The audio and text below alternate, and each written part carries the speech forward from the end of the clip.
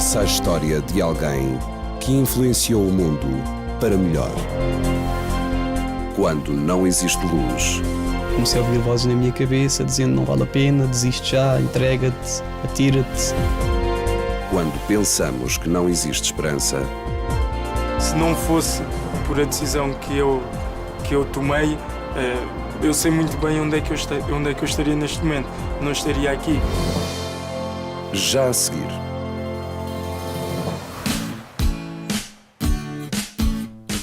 Posso dizer que sou uma pessoa que tem fé e que vive essa fé com tranquilidade, mas também com urgência. Encontro em Jesus uma razão para ter esperança, que é uma coisa diferente do que ser otimista. Acredito que a esperança que nós encontramos em Jesus não transforma automaticamente as circunstâncias negativas na nossa vida, mas dá-nos uma luz diferente para vivermos essas circunstâncias.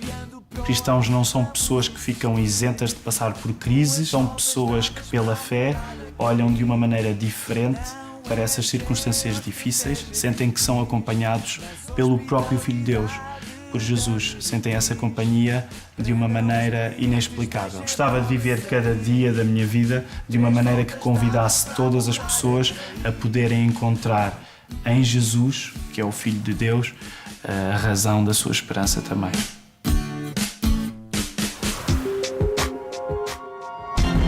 Carlos Andrade. A minha profissão é o basquete. Deus e basquete é basicamente a base da minha vida. Sem um ou sem o outro, acho que não conseguia viver.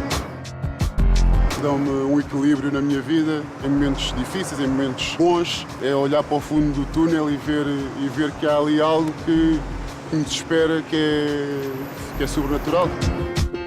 Sem o basquete eu não conseguia pensar, raciocinar. Mas a minha relação com Cristo é mais do que isso. É uma relação que vai durar para a vida eterna. Essa é a esperança que eu quero que vocês tenham. Foi em 1949 que um entusiasta e jovem pregador partiu numa viagem por todo o mundo. Hoje, mais de 60 anos depois, Billy Graham já visitou mais de 185 países e milhões de pessoas decidiram fazer de Jesus a sua verdadeira esperança. Uniu etnias e denominações com o objetivo de construir propósitos comuns. Billy Graham procurou partilhar uma mensagem dinâmica que fosse ao encontro de todos. Now, Jesus was a man. He was human. He was not a white man. He was not a black man. He came from that part of the world that touches Africa and Asia and Europe. Christianity is not a white man's religion, and don't let anybody ever tell you that it's white or black. Christ belongs to all people. He belongs to the whole world. His gospel is for everyone, whoever you are. The scriptures say. Exerceu influência junto de presidentes e reuniu-se com dignatários e líderes mundiais, sendo considerado um dos mais influentes líderes religiosos da história mundial. A mensagem é transversal e atual. Depois dos atentados de 11 de setembro, o mundo ficou mais frágil. Em momentos de crise profunda, Billy Graham falou do impacto do amor de Deus. You know, people are searching today for something to believe in. After September 11th, our world changed. Your world changed. Our future changed. A mensagem não mudou e Billy Graham continua a partilhar a esperança através de Jesus.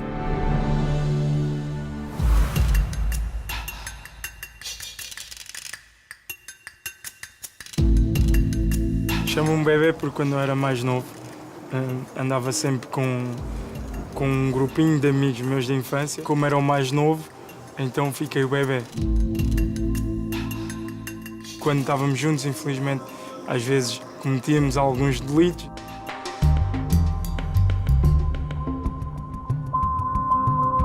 Saltávamos pessoas íamos aos supermercados, roubávamos, cometíamos esses assaltos, não por necessidade, porque apesar de termos todos crescidos num meio humilde, éramos pobres, vivíamos num bairro social, mas nunca nenhum de nós faltou-nos comida em casa, roupa, calçado, nunca nos faltou nada. Minha mãe tinha 3 trabalhos, saía às 8 e regressava às 11 da noite. Somos 4 irmãos que vivíamos com ela.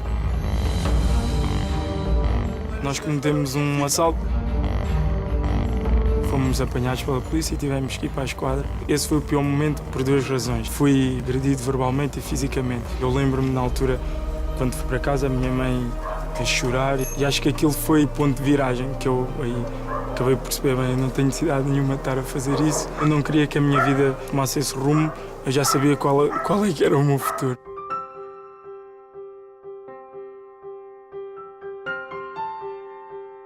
Eu recebi um convite para ir participar num torneio de futsal. Aquilo era um torneio inter-igrejas, a nível nacional, e havia um rapaz, que era o Eduardo, lá do meu bairro, ele convidou-me para ir a esse torneio. É uma coisa engraçada, só que eu não sabia que era um torneio entre igrejas, porque se eu soubesse, de facto não ia mesmo.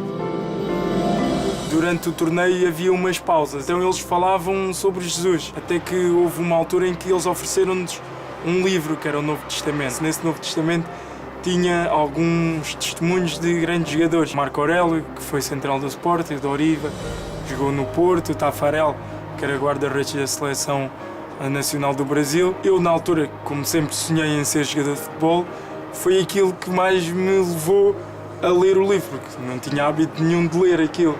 E então eu folheava o Novo Testamento, mas a parte que falava de Jesus e essas coisas, eu passava à frente.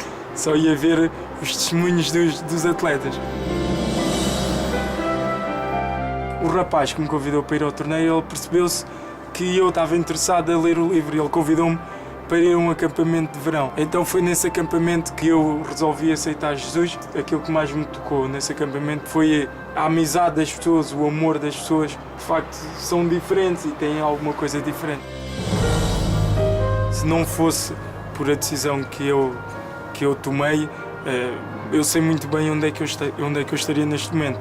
Não estaria aqui. Diria que Jesus é a minha bússola. Se hoje eu tenho alguma moral para ir falar com um jovem que está a fazer aquilo que eu fiz, que ele possa perceber que eu também passei por isso e que, como eu tenho essa esperança, ele também pode ter essa esperança de mudar. Sinto-me agradecido a Deus. Se não houvesse esperança, eu não estaria aqui.